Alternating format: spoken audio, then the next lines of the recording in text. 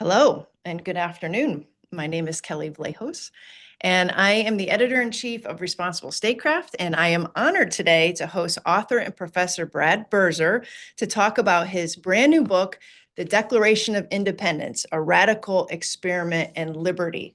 First, if you don't know much about the Quincy Institute, we were launched in 2019 as our own radical experiment, an action tank committed to steering Washington away from becoming what its namesake, John Quincy Adams, warned against, a nation that goes abroad in search of monsters to destroy, and therefore a dictatress of the world and no longer the ruler of her own spirit. We work every day to recenter foreign policy on the national interest. They engage the world with realism and diplomacy rather than force as the first tool in the nation's broad toolkit, allowing America to be, quote, the well-wisher to the freedom and independence of all, as Adams said, and true spirit and example. So, to formally introduce Professor Birzer, he is the Russell Amos Kirk Chair in American Studies and Professor of History at Hillsdale College. He is the co-founder and senior contributor of The Imaginative Conservative. He is also the author of several critically acclaimed biographies, including those of Russell Kirk, Christopher Dawson, J.R.R. Tolkien, and Charles Carroll of Carrollton. We met nearly a decade ago when I was the editor at The American Conservative and he was on the board.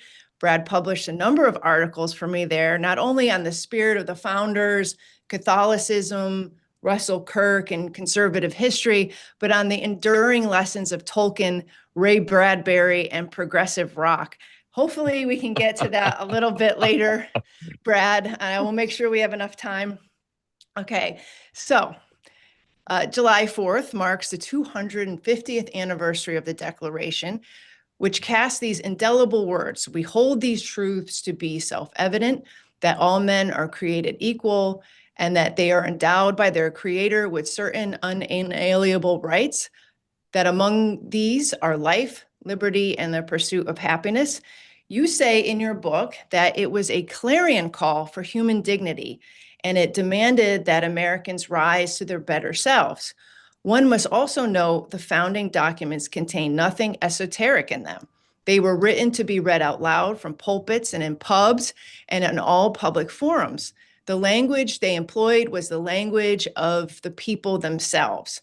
So this is a striking vision and gets to the notion that the Declaration of Independence reflected the American mind in 1776. So tell me, what was in your mind as you took up the task of writing this very comprehensive history of the years leading up to independence? You name a number of academics who compels you on this path. In fact, there is an existing canon of scholarship already on the period. What, in your mind, sets it apart from what has already been explored? Yeah, so Kelly, it's great to see you. So great. I mean, it's amazing that it's been a decade already. You've been I know. such a good friend and a good Thank you. ally, and I appreciate that so much. I still remember the first time I met you, right at the offices of the American Conservative. It was my first day on that in that position, Really? and yeah, and you walked in, and I knew immediately I liked you.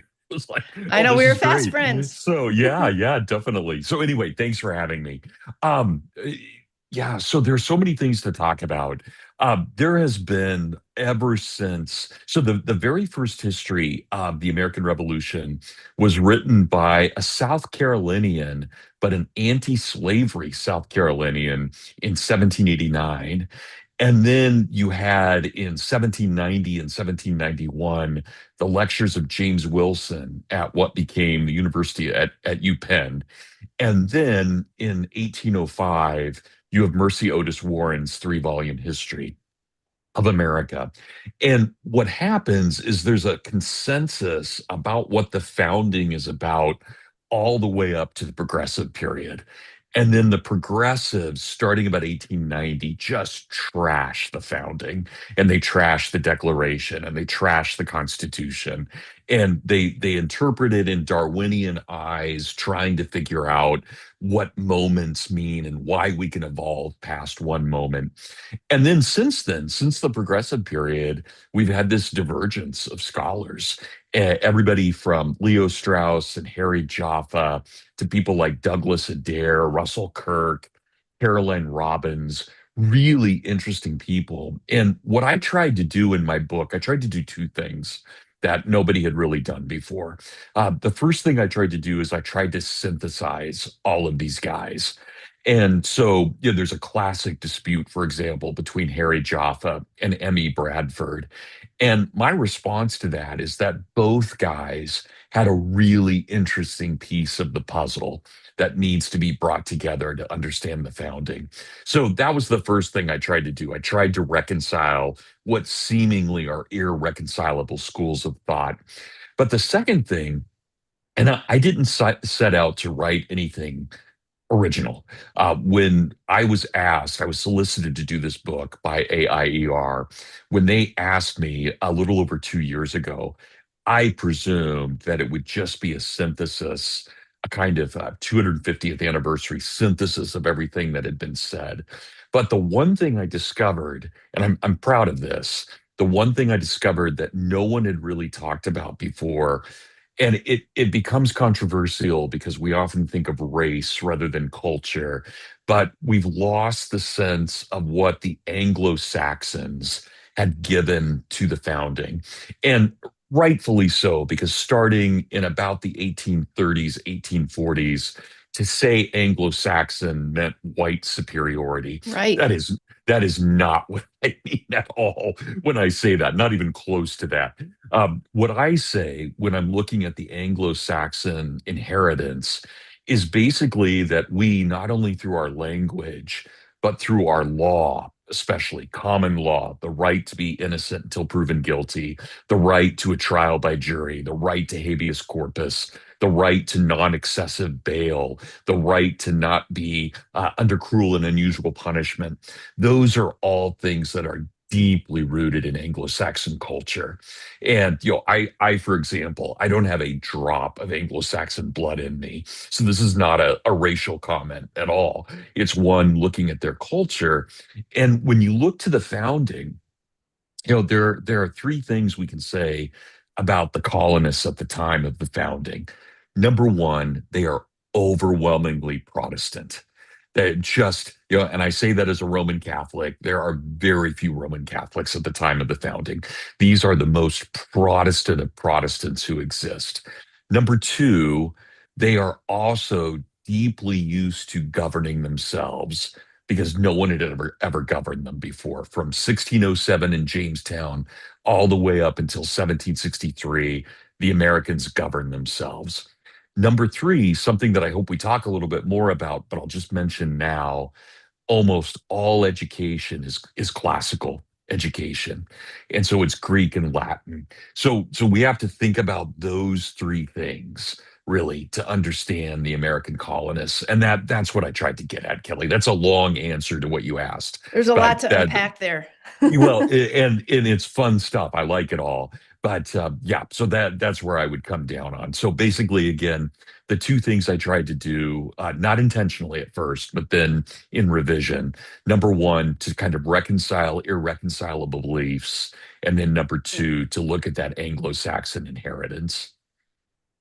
Okay, there's a few of those things that I'm going to get to in some of my questions, and then maybe we'll Sure. get back to the reconciling the different beliefs because I'm interested in you expanding upon that a bit. But let's go to Thomas Jefferson. Much of your book centers around it. Around Sure. him. You say, "quote If America has produced a more intelligent man that is at least as well-rounded as Jefferson was in his intellect, perceptiveness, and creative drive, that person has yet to come forward." You add, "Even in this day, 250 years later, Jefferson speaks to our very souls, that conservatives can love him for his classical education, the libertarian can love him for his promulgation of natural rights, the liberal for his love of choice, the progressive for his optimism."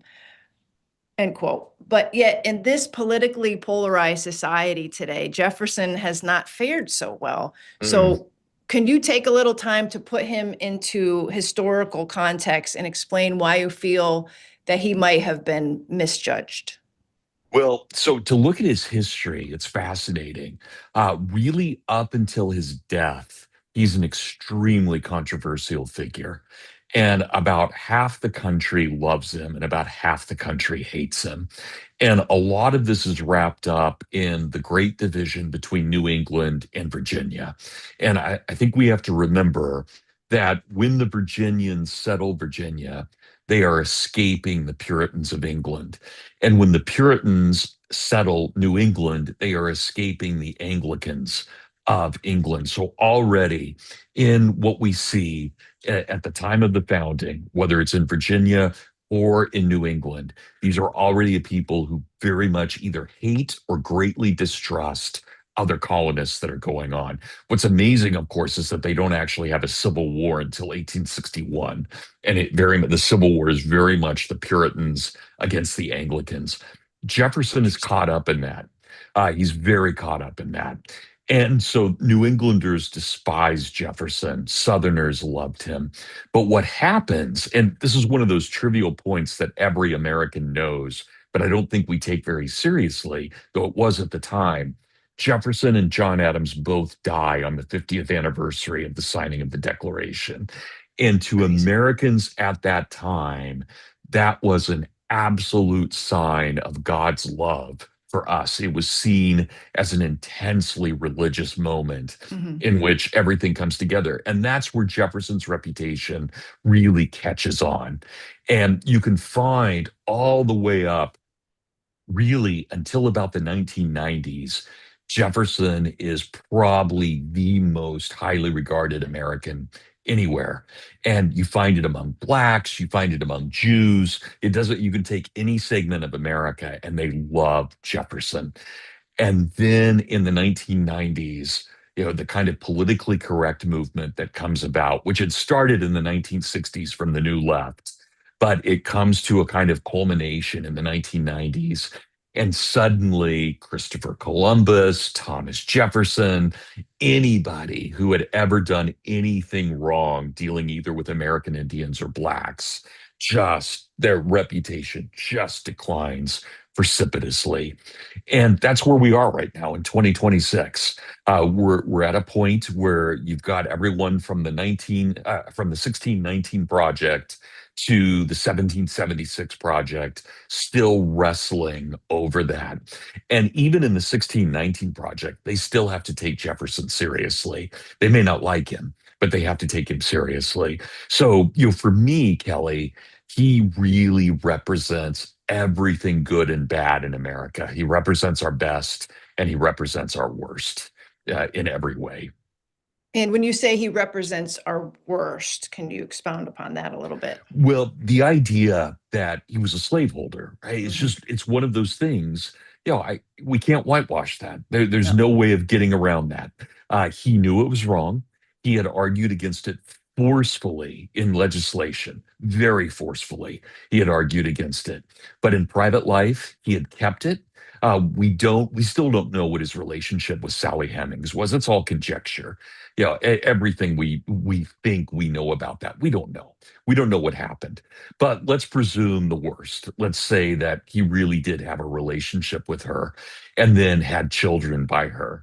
Well, okay. I mean, it's not good, right? That's a strange position to be in. Clearly, not only white versus black, but slaveholder versus slave. Mhm. It's an odd relationship and troublesome, even in its best interpretation. It's troublesome. And what I find, and I have the great privilege. I teach the founding every fourth semester at Hillsdale. I've been here 27. I'm about to enter my 28th year. So I've been doing this now for over a quarter of a century. And we're always about one third through the semester when some very good student raises his hand and says, but Dr. Birzer, they own slaves. Right. And it's such an important moment, and it always Mhm. comes. I don't need to bring it up; they will. And then we have to deal with that. It's like, yeah, Yeah. this is a Well, problem. Well, I was going to ask you about this because, well, you talk about John Dickinson as one of the key figures who emerges in the revolution, and that his ideas, as you say in the book, delivered through 12 letters, quote, pave the road of Right. that led to Jefferson's Declaration. At one point, he says, slavery is ever preceded by sleep. Now, I Yeah. immediately thought you were talking about slavery, and like, I'll be honest, did a little Google, on this, but he meant something quite different. Yeah. Can you talk about what he meant there? And at some point, let us get back to the fact that there were a 500,000 Africans living in slavery in the colonies at the time of the Declaration, and how you see that reconciled with, this declaration of equality and natural rights of all men. Yeah, there are a couple of ways to think about that, Kelly. So, just to get to Dickinson for a moment, Dickinson is not a slaveholder. He's very anti-slavery, and of course, so was John Adams, so was Sam Adams. There are a number of really good folks that we can gravitate to. John Hancock. These are all anti-slavery people. So that we can say they're there, and they hold a fairly prominent position within the revolution. But when Dickinson says that by slavery, he just means us not employing our free will in society. It wasn't black Mhm. white. It was just human versus tyrant is the Yeah. way. He's explaining basically what the Greeks had explained when they were fighting the Persians. Right? It goes all the way back to the beginning of Western civilization. This idea that free men do not submit to the yoke of tyranny at all. But here's the other thing, Kelly, and this is where I think it gets really complicated and fascinating. We can say this about the founders. They made a bad choice. They knew that if they did not allow slavery to continue, they would lose Georgia and South Carolina. Looking back in 2026, I, Brad, and probably you, Kelly, would say, fine, get out of here. If that's the choice, you're gone. Yeah. And I think that would, in hindsight, that makes sense. At the time, that didn't make sense. They really believed that they needed all 13 colonies to be as unified as possible. And so they make a very moral and ethical or immoral and unethical decision. They decide that for the unity of the country, they'll keep slavery. I think that's a terrible decision. I think it's a horrible decision. And they knew it. They knew it was a bad decision, but they made it anyway. And that we just can't escape. But I'll say this to defend the founders for a moment. So, two things to defend them. Number one, once you say all men are created equal, there's no backtracking. That is the future. You have made that statement. And I would argue, and maybe we can talk more about this in a bit, Kelly, but I would argue, I'm going to leave the Bible out of this because religion has its own realm. But outside of the Bible, there is no more important sentence in human history than this, right? We hold these truths to be self evident Yeah. because it is a statement of absolute human dignity. In it, not just freedom. I say that as a libertarian, but in terms of its understanding of the human person, it is utterly dignified. And this is why someone like Martin Luther King could love Jefferson and say, this was a promissory note, right? We know that. So once you've made that statement, that's it. There's no going back. You can only go forward with that statement. But the second thing I would say is this, and this is where I'll play historian and be a little bit Jesuitical. But let's think about the founding for a moment. When we look at the founding, you can start this about 1761 and it goes up until about 1793. So there's 32 years. If you look at the history of slavery during those 32 years, so exactly the years of the revolution, we see that slavery decreased anywhere from a low of 33% to a high of 50%, meaning that in that 32-year period, either one out of every three slaves was freed or one out of every two slaves was freed. And so, from the perspective of the founding, The Declaration, the Northwest Ordinance, the Articles of Confederation, the Constitution itself, and the Bill of Rights, all of those are written at a time when slavery is dramatically decreasing in the population, not because of law. It's just simply because people say we can't believe in the revolution and hold a black man in bondage. We can't do that. Right. And so when the founders are writing these documents, they all think this thing is on its way out. God or nature has already determined this thing is over. Now, it's not tomorrow, right? It probably won't be tomorrow, but sometime in the next century, this institution will be gone.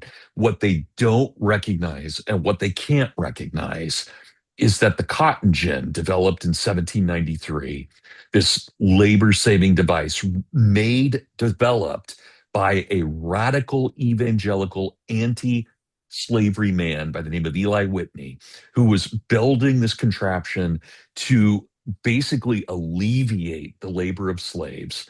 What it does, counter to everybody's understanding, is it suddenly makes slavery not only economically viable, but extremely profitable.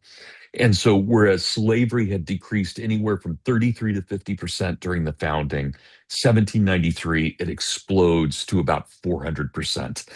And it's massive, absolutely massive. And that's when we talk about slavery in the Civil War, we really trace it back to 1793, not to 1619. Yeah.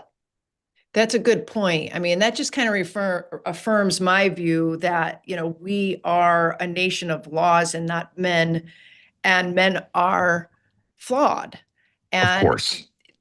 you can see the Declaration and the Constitution, the Bill of Rights, as a guidebook, and I would say a guidebook, but just Right. like but to expect these flawed individuals to interpret it, or at least to use it in practice, it's not always going to work. It's not the guidebook that is stained, that is flawed, that's corrupted. It's the men who Yeah. were tasked with interpreting it. Yeah. And Absolutely. But then you do have heroes like George Mason, who gives up his slaves, or George Washington, who gives up his slaves. So there are, Jefferson's not one of them, but there are good guys who recognize we just can't do this overall. yeah. Well, let's just talk about the idea of empire for a second. There are schools of thought which will emerge, over the next 2 months as we're going into the 250th, that America was born an empire, that despite the drive and the mythology of the Anglo-Saxon tradition that you refer to, that the English came here to escape monarchy and parliament to establish new societies, and I'm quoting you, new societies under such laws and regulations as to them shall see most likely to promote public happiness.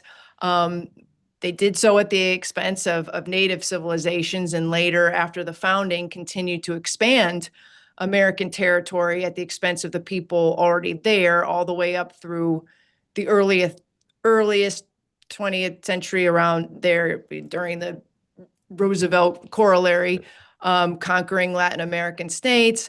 One might look at the colonists as the Normans in this historical context, not the Anglo-Saxons. Can you talk a little bit about this sort of tension between the idea of republic and empire and the expansionism that came after the Declaration?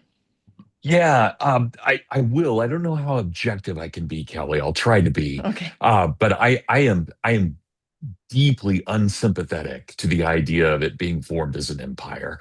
I don't see evidence for that at all. Everything suggests, from the Anglo-Saxon tradition to the idea of Protestantism, everything suggests that they are trying to create a small republic, Mhm. and then ultimately a republic that can expand itself, but do so not by growing or metastasizing, but by replicating. And so Ohio doesn't become an extension of empire, it becomes a replication of Virginia and so forth. And we could argue semantics on that. And certainly the Indians are losers in this. One of the things I try to say with my students, when we look at racial history in America, you know, and I'm not suggesting in 2026 that it's perfect, but when we compare where blacks and whites were in 1776 to today, it's a pretty happy story. It's not a dreadful story. And we go into East St. Louis, and it's still maybe 30% poverty, but you've also got a lot of success. That is not true with American Indians. You go on to the Pine Ridge Reservation, you've got 90% poverty and 90% alcoholism. Clearly, there's not a happy story there. Whereas I think there can be with the Black story versus the American Indian story. But that's kind of different from what you're talking about. So when we look at America, America from its beginning was meant to be a republic.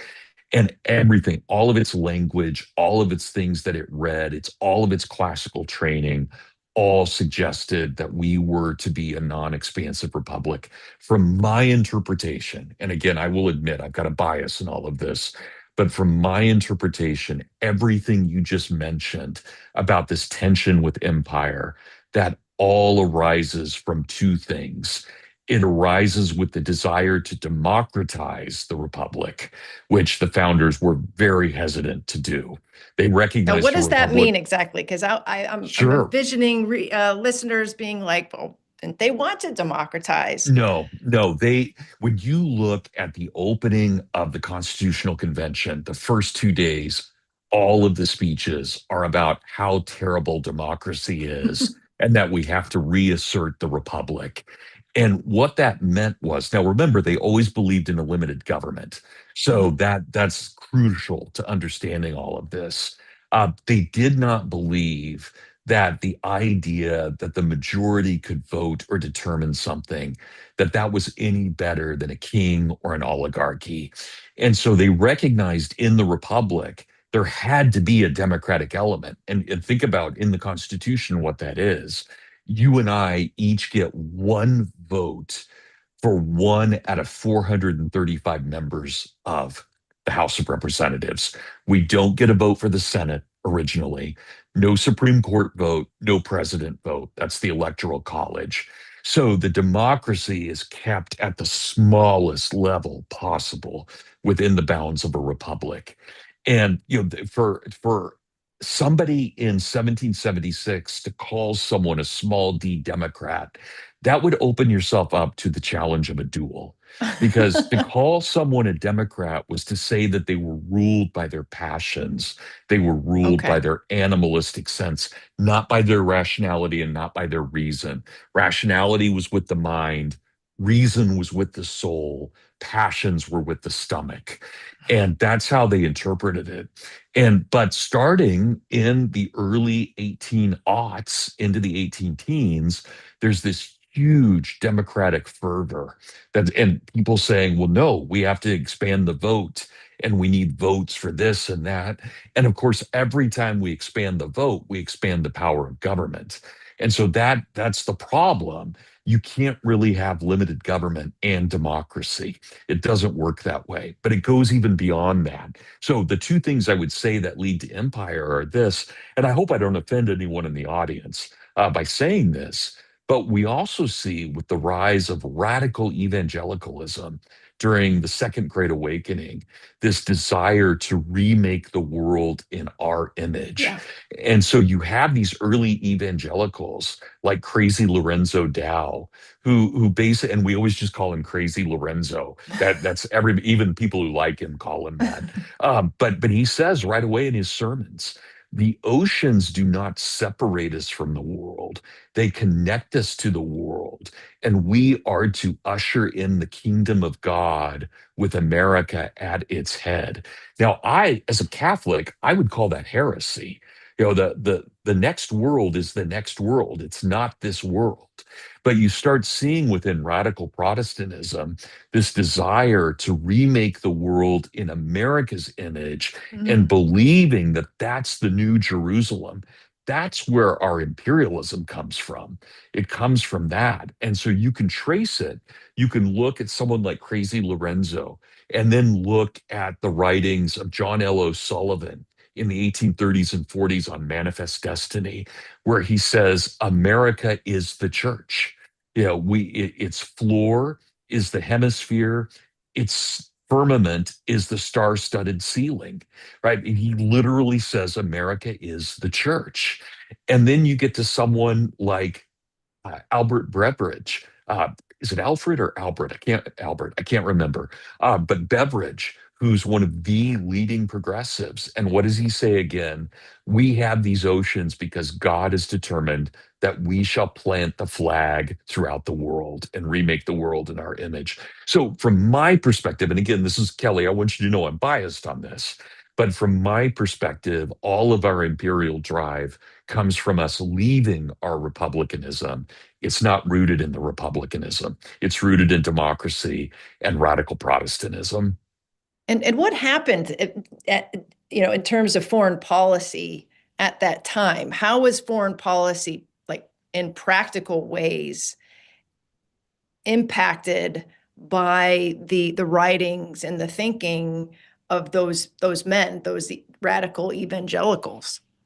Well, so earlier, when we look at the Republic, remember that throughout the Revolution and all the way through John Adams, through George Washington and John Adams, even into Thomas Jefferson, there was this deep, serious rejection of a standing military. And it's one of the reasons in the Constitution, of course, that the Army can only be funded for 2 years at a time, right? That you can never make appropriations for the Army or any land forces for more than 2 years. There's no restriction on the Navy. If we want to have a budget outlay for the Navy for the next 100 years, we can do it constitutionally. We can't do that from the Army. And so there's this great fear of a standing Army. And the argument is, and I buy it to this day, that we should rely upon citizen soldiers. If we're going to have a republic, it means that every man needs to bear arms unless he's a Quaker. And they understood that. If you're a Quaker, that's fine. We know you can't do that. But everybody else, every other male was expected to bear arms. And so that was the idea of a citizen army rather than of a standing army. And you find that even in, one of the great soldiers in American history, Andrew Jackson. Andrew Jackson hated the military. He was a militiaman. His army, when he defeats the British at New Orleans, these are all private guys he's hired. This is his citizen army. These are guys, and he even gives a speech in 1813. He says, if any one of you soldiers are here because you were forced to be here, I want you to leave. No man may fight for me unless he believes in America in his heart. Right? That's Wow. Jackson, when he's inaugurated president in 1829, he issues an order. No military personnel may be present. None. You could not be an officer and be at Jackson's inaugural, but he invited all the militias from all over the country to attend his inaugural. And we often forget that. There's that great tension. And so when we start thinking about the rise of a standing army, again, when we see it with the War of 1812 and the nationalism that arises, that really is an overturning of the republicanism of the founding. Yeah, and I mean, you're describing a practical man.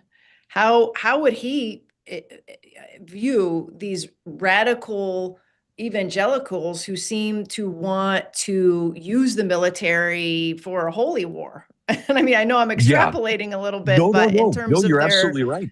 And certainly, I mean, people who were in favor of the Mexican War definitely thought it was a holy war. This was a war against the Catholic Church and against Mexico. And of course, the crimes that our U.S. soldiers committed were heinous against the Mexican people. Rapes, desecration of churches, just horrible. And you get people like Henry David Thoreau in the North who, recognize this is just evil in every way. But yeah, the Mexican War was a holy war in so many ways. Of course, the Civil War takes on both good and bad, a kind of holy war element as well. So, well, the Civil War is an exception, in all kinds of ways. But yeah, so definitely, Kelly, this is a great tension in American history. Well, unfortunately, some of the things that you attribute to Crazy Lorenzo and others kind of pop up in many speeches that our own presidents have made. I'm talking about like George Bush, George W. Bush, Oh yeah. more recently talking about why we need to fight a global war on terror, in part to democratize and spread our values throughout the globe, in order to protect the world, that we are the indispensable nation. And that's been Yeah. used over and again. But it does seem like a lot of that's been pulled from the time period you're talking about. Oh, sure. And it all comes together in the progressive period.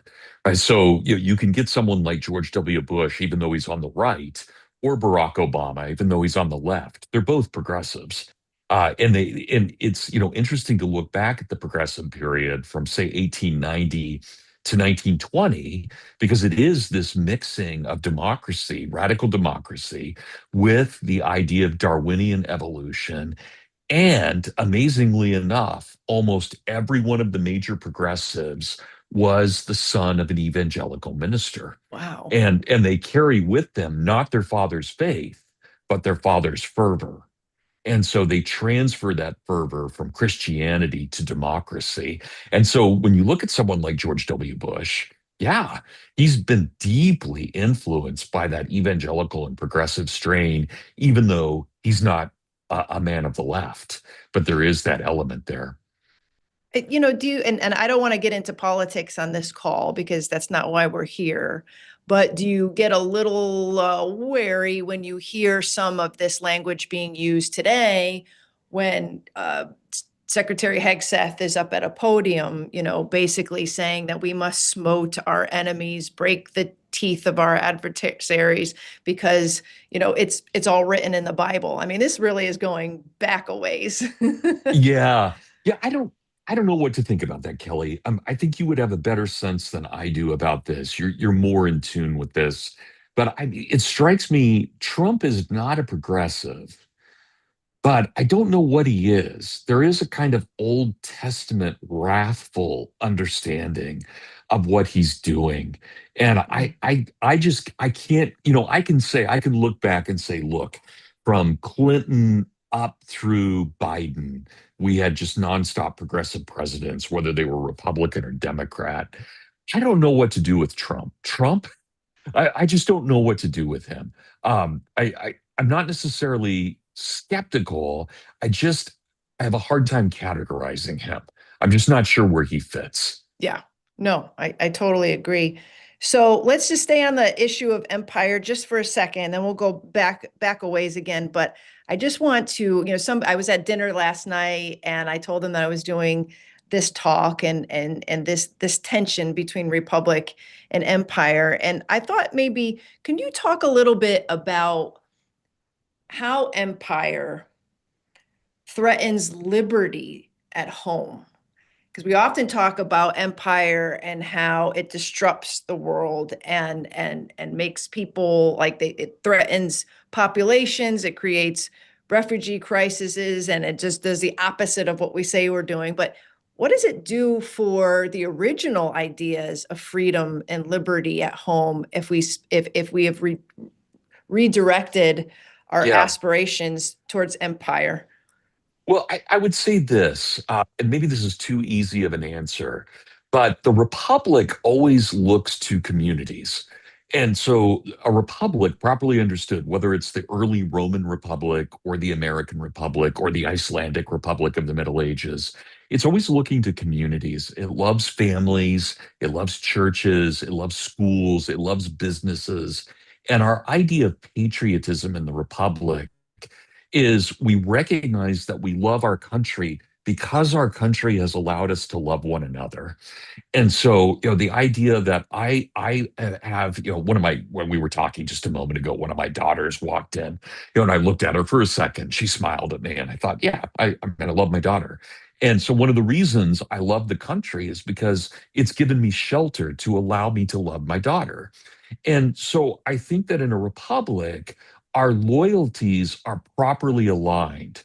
I love my children. I love my wife. I love my mom. I love my dad. I love my grandparents, though they've all passed away. But I want to live up to what they stand for. What empire does is it transfers all those loyalties to the entity itself. Yeah. And so we start thinking, and it's not a surprise, the Roman Republic devolves into Caesarism. And I would say, and I don't want to be too pessimistic about this, Kelly, but right now in America, and again, I'm not trying to be political, but you just look at the power of the president. We are so out of whack right now in our constitutional understanding. Congress is impotent. It's Mm. absolutely impotent. And our president determining where war is, determining what tariffs are. I know that's been restrained somewhat, but and again, I'm not just trying to knock Trump because we've seen it for every president since Reagan. These presidents, they have so much power that I don't see how we can't call it Caesarism if we're being honest. We're at that point where we have Caesars. And the Senate is impotent, the House is impotent. And so that's what I think the danger is. We've transferred our loyalties. And think about, you get on Twitter, X, get on social media of any kind, and look at how polarized it is. And it's not about me loving my family, it's me loving Biden or Yeah. Barack Obama or Trump. And so our proportionality is Yeah. totally out of whack at this point. We don't love what we ought to love. And frankly, we don't hate what we ought to hate either. We've just got our priorities so messed up as a culture at this moment. Absolutely. Let's go back to the Constitution. I mean, can you talk a little bit about the arguments and the debates over federalism and how you see, that evolution through the last 2 centuries to, it seems like the debate sadly has been settled that we'd Yeah, rather be an empire or, a right. Caesar than the Federalist Yeah, Republic that our founders had fought so much to, determine. Can you talk a little bit about that sure. period compared to now, and where did it go off the rails? Yeah, I mean, it's pretty amazing, Kelly. In the 1780s, think about this. Even though the Federalists are nationalist, they don't use that term. And the reason they don't use that term is because Americans would have hated it, absolutely hated it. Washington could get away with saying the nation, but the only reason he could get away with it is because people interpreted it in the Old Testament sense of tribe or community. And Mm. so think about someone like Alexander Hamilton, who's the most nationalist of all the founders. He calls it continental or he calls it federalist. He never calls it nationalist. And that's because you could not have gotten away with that in the 1780s and been accepted in American Why is society. that? Can you explain? Sure, because the idea of a nation was a four-letter word. That's Wow. not what we are. In the same way you would never call someone a Democrat, those are offensive terms at the time. So a Democrat would be an animal, and a nationalist would be a tyrant. So you can't get away with that. And so that's why we always talk in terms of republic and what the republic is. And I know, I use this language. I think you probably do too, Kelly. I'll say things like God bless the republic, but think about how anachronistic that sounds. And so many people today unthinkingly just love the word democracy. They love it. It's a religious term for them, which should give us pause. The fact that they use the term in the same way we might talk about Christianity or Judaism, we should that should make our heads explode because nothing should compare to Judaism or Christianity. But that's how we use democracy. And until we start getting our language right, we're going to just keep messing this up. But again, 1780s, you couldn't say those words. And think about this in American history. Even someone who's a nationalist like Daniel Webster, he never uses the term nation. It's always union. And it's not until Lincoln, not until the Gettysburg Address, does Lincoln use the word nation. So we basically go 100 years in American history without ever calling us a nation. And it does catch on. Once we get to the Gettysburg Address, we use it all the time. But that's a big change rhetorically of what America is. So even the most nationalist wouldn't have used that language. So again, I think that tells us something about how local we were and how Yeah. much we thought of our localities. And and it fits with common law. We believe in common law. The common law of Hillsdale is one thing. Our next town over is Jonesville. Their common law is a little bit different, still rooted in the same principles, but it's a little bit different. And that's why when we have a trial, our jurors, our peers have to be from our community. They can't import people from Detroit for a trial here in Hillsdale because our community is what matters.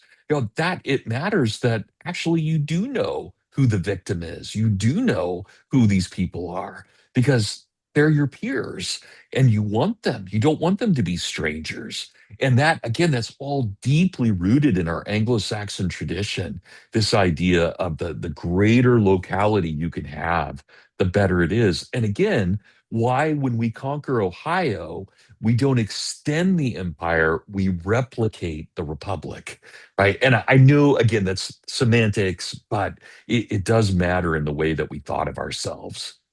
So what about, okay, so then there must have been, in this, in being in that spirit of not wanting to drift into this idea of a nation and keeping it local. Can you talk a little bit about the debates over how strong the federal government should be versus the states and how that Yeah, played out and why today it's become, 50 states revolving around this enormously powerful federal yeah, government. yeah. You get into a huge debate about this with Civil War historians, but basically what we can say, and almost without exception, that really between 1776 all the way up until 1850, the only person of the federal government that I would ever encounter, because there are no federal taxes. So, if I were living in a village like Hillsdale in the 1840s, the only representative of the federal government I would ever encounter is number one, my representative in the House of Representatives. And number two, which I actually should have made number one, but would be the postal service guy. That would be it, the postman. That would be all I would know about the federal government. Federal government deals with foreign policy. It doesn't deal with domestic policy. Yes, it may implement a tariff here or there, but it's just so distant. Yeah. And crazily enough, it's the Fugitive Slave Act that makes the federal government immensely powerful. Because with the Fugitive Slave Act of 1850, the federal government creates the first federal police force, what were called U.S. commissioners. And they could go into any territory in the North and confiscate any person of African descent and take them back to the South and sell them into slavery. And I know that we don't like putting it this way because it's so unpatriotic, but every one of our federal police forces, from the Secret Service to the FBI to the ATF, they all have their roots in slavery because Wow. that's all from the US slave commissioners. So that's the first time anybody would have ever encountered someone from the federal government in any kind of threatening way. Do you find that, increasing, is it the expansion of the United States, not only in territory, but in population, that created a situation in which the federal government had to have more powers over the state? That the size of the country made a republic less and less viable. Um, I'm trying to Yeah, kind of reconcile what the Constitution sets out in terms of the branches of government and the checks and the balances with what I'm seeing today in right. reality. Yeah, I'm not sure I can answer that, Kelly. It's a great question. I'm just not sure I'm qualified to answer that. I'm not. When you look at various things, there are just all of these accidents, and I rely on, maybe you've read this as well. Robert Higgs's Crisis in Leviathan, I think, is one of the best explanations for what happens, starting at least in the 20th century. Yeah, where you see, okay, there's the crisis of World War One. What happens? The federal government expands immensely. Mhm. At the end of that crisis, the federal government decreases in size, but never back to the level it had been prior to the crisis. And so Bob Higgs calls this the ratchet effect, that we just keep Yep. growing and growing and growing. And that seems to be the case. There are very few. I think during Reagan, we started decreasing some things, not enough, but we started to contract a little bit. And even during Clinton, I'm not a fan of Clinton, but I think that at least with the balanced budget, there were a few things we saw. The peace dividend, which never really happened, but could have. I think there were some retractions, but in general, we always see the federal government expanding, and that's a tragedy. And I'm reminded, and again, you may remember this, Kelly. A few years ago, it's probably been a decade now, the Montana state government passed a rule that said that any gun manufactured in Montana was not subject to the ATF regulations. Hmm. I thought this was fascinating, absolutely Yeah. fascinating. But what's amazing is the next day after the Montana government had passed that, there was a letter for every gun store in Montana, not from the US Congress, but from the ATF, that said this is illegal. And I thought, wait a minute, just think about this from the standpoint of federalism. Yeah. If we think of a legislature as the expression of the sovereign will of the people, then it would demand that the federal sovereignty would respond to the state sovereignty, not the executive of the federal government responding. And that's where, I mean, we're just so messed up It's that, so messed up. yes, so messed up that we're not even speaking properly to one another at this point. And our branches of government are so messed up. Well, speaking of talking properly to one another, as we approach this 250th, with most people that I talk to, and I realize I'm in a Washington bubble here, are pretty jaded, and they don't think that even for this one moment that we can come together, that we are so polarized that they will never replicate the spirit of 1776 that Mm. I remember in 1976 when we were celebrating.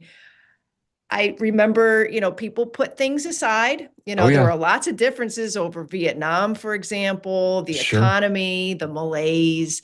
But I do remember there was a spirit to sort of like reach back for that old patriotism and love what we had and what we wanted to be, as opposed to the fissures and the angst that people were living with at the moment. Now, as a little girl, I'm seeing things through Sure. somewhat Of course. rose-colored glasses, but Right. wow, I mean, if you could talk to people who say, meh, who cares about this 250? It was, the founders were awful. The documents were flawed. There was original sin in slavery.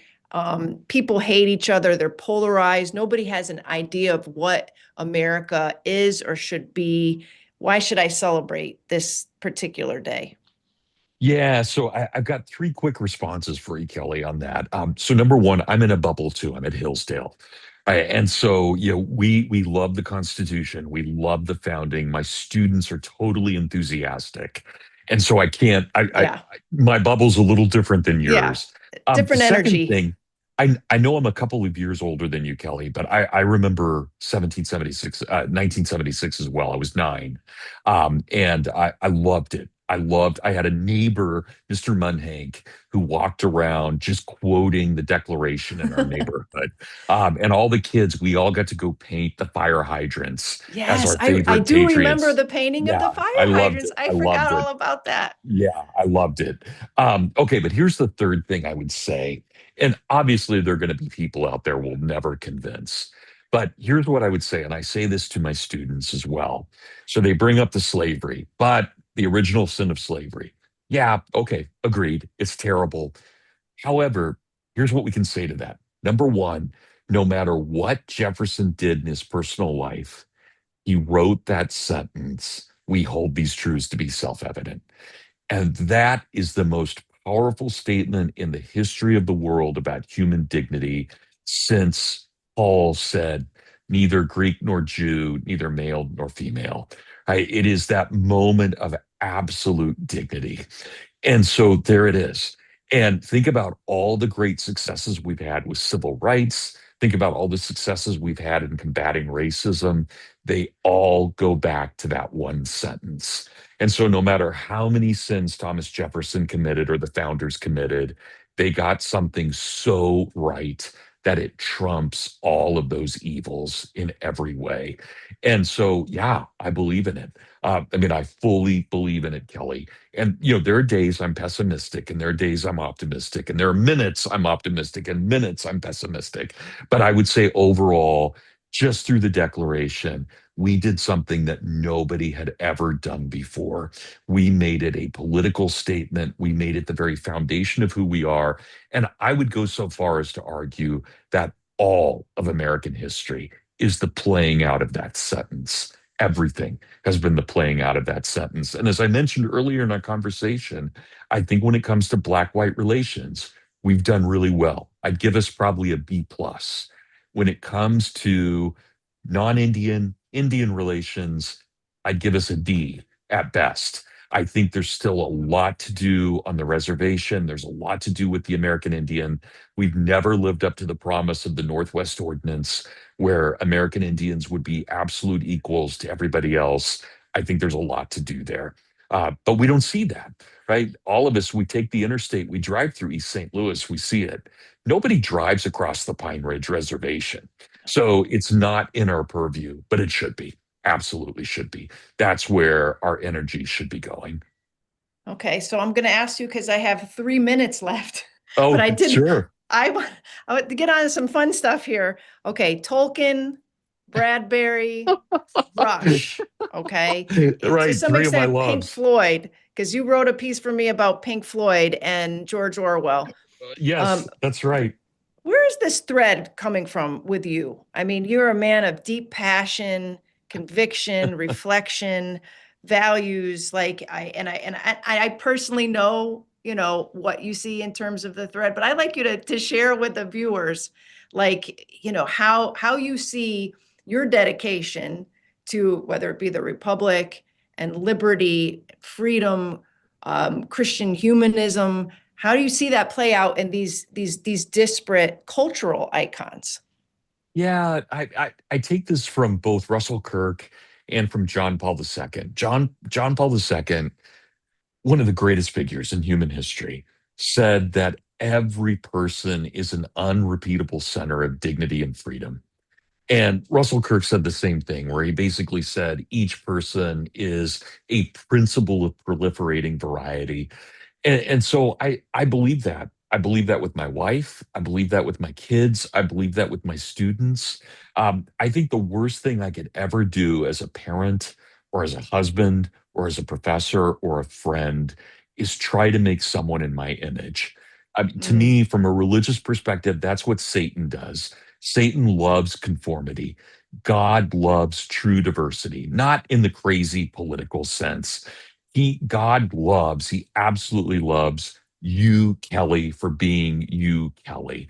And so for me, in my understanding, you and I are friends. We're good friends. One of the reasons we're friends is because I love your distinctiveness as being Kelly, not because you reflect me, not in mhm. any way, but because you reflect a unique excellence. And I see that. I think that's so important when I approach my students. If I ever tried to make my students little Brads, I have totally failed. You know, Bill has to be the best Bill he can be. Susie has to be the best Susie she can be. And I love it. And so when I look at something like rock music or Bradbury or Tolkien, these are guys who use their gifts to the nth degree, right? They never mocked God. They said, "Thanks for making me be a creative person. Now let me create in the best way possible." And I think of someone like Bradbury. You read a Bradbury story, you're a better person for having read it, right? You're not Absolutely. denigrated. You're better for it. And I feel the same way with the music I like. I'm better for listening to it. They make me want to be a better Brad. They challenge me to be better. And so that's what I really love. But I think that's what we're called to do just as human beings. I mean, that's rooted in my Catholicism, but I think Yeah. it's just what we're called to do. Muslim, Jew, doesn't matter. That's what we're called to do. Yeah. Well, you gave me a little shiver up my Oh, arm when you good. That's something I've never said on a webinar before. That's great. That's But great. thank you. I really appreciate it. I'm glad we ended on that note. It's so positive, and it's something to think about, obviously, as we're going into this anniversary, which is going to be fraught. And that's kind of why I wanted to do this today, because I kind of want to put things in a perspective that I don't think everybody is going to hear. There's going to be a lot written, a lot chewed upon in terms of like the founding and the Declaration. So I appreciate you giving us this. Absolutely. It's And always I great talking, Kelly. and Always great.